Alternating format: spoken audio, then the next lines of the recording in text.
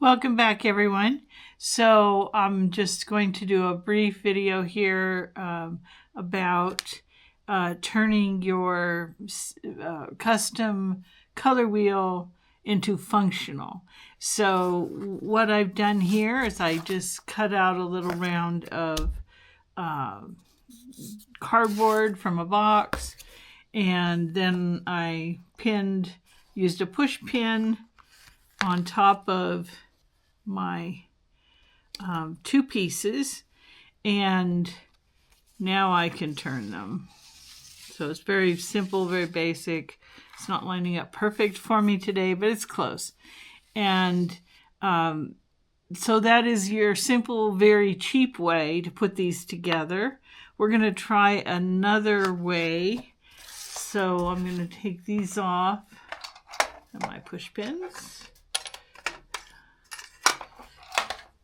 And the second way is a little more, you have a couple options, and I'll show you those briefly. So you can get a set like this, which has these are Chicago screws, and they come in all kinds of sizes. So I don't have one that's really as tiny as I would like, but basically they're just two screw types that screw together. Very basic. And you can probably get them smaller than this, which this is going to be too thick really for this, but you could put a piece of cardboard under your bottom and it'd be perfectly fine. And so this is a Chicago screw. And again, you can get small little kits like this. This has 90 sets of different sizes. And your other option, there's actually a couple other options, are using different types of, say, let me scoop out some of these. See if we can get a male and a female. Okay, there's a male and female. And these are two little leather pieces. And basically you drill a hole in your cardboard, which I'll show you here shortly, and then you smash these together. And we may end up doing this. I'll leave this one out for you. And again, this is a set that comes with all kinds of sizes, and it comes with a punch for punching through things, an anvil kind of thing, and this is the tool you use to smash things together, although that it's different from this. We'll see how this works. Anyway, these are two more tools. And then I have, this is a collection of many punches. So I have different sizes, different styles to put things together. So in this collection, I'm sure that I have what I need to achieve. See, there's a bigger hole punch, and then they have curved, let's see if I can find a curved one. I'm looking for one of my metal ones here, has a sort of curved top, which lets you, all right, this one has a curved top, so it would go on something like that when you're smashing it down. So I'll leave this one out. And as you can see, I have all different kinds of receiver anvil kind of things that I could use. So I'll put those aside in case I need them. And the other one you can look at is where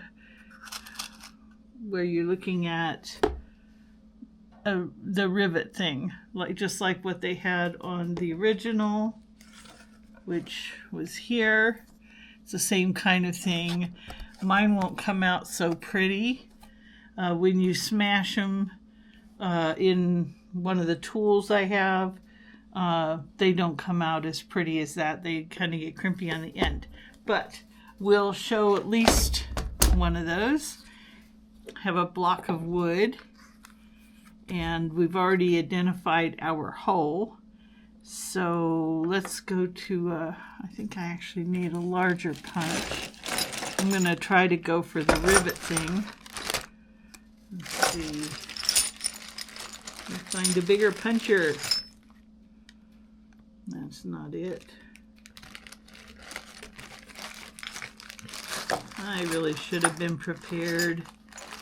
Not quite as prepared as I want to be.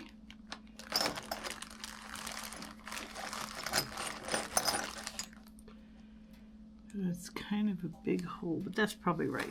Okay, so we'll use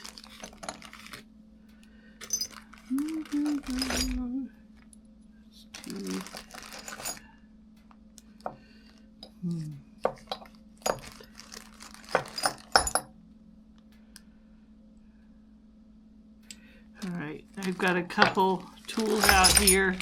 See if we can't figure out one that works. So this is a hole punch for leather, and so it gives me this size. If you use the hand squeezer punches, you'll never reach in the side. It's going to be too shallow. So I'll center this over, and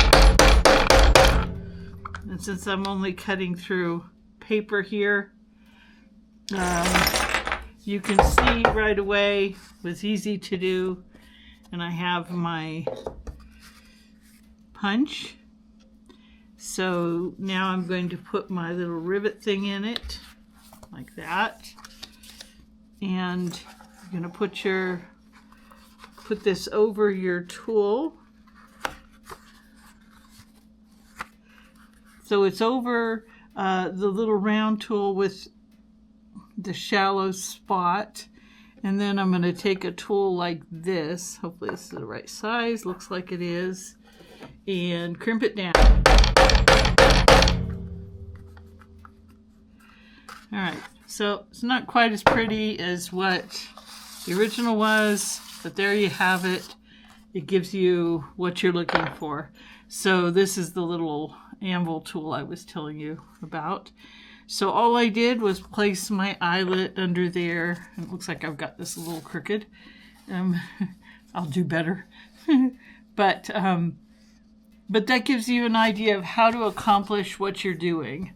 How to make this better in turn so that you have a tool that you can use. And if I'd have been a little bit more careful and not doing it on camera, I probably would have gotten that straighter. So what I'll do is pop this out and put a new one in. But the Chicago screws are an option. These little kind of, they're not rivets. They're kind of like rivets, but they leave a flat. You would put them in your device like that. And you would use the concave shape on one of your tools. And, well, I smashed that one thoroughly. But that's how you put them together. And so you have various options. You could also use a regular screw if that's what you have at your house. So you can do everything from a push pin, which pretty much everyone has, to whichever kind of tools and bits and pieces you have laying around to put things together. And so that's how you can assemble these. And if you get a little kit like this, which is what we used, or I used it from the bigger one, but if you get a little kit like that, that's $10 or so online before Chinese tariffs. and you will have enough to do 100 of these. A lot. So I happen to like tools, clearly, so I buy a lot of them, and I have all kinds of stuff from years and years. So hopefully you have some options, or you can, like I say, just go to the push pin and a piece of cardboard and you have a functional color wheel. That's it.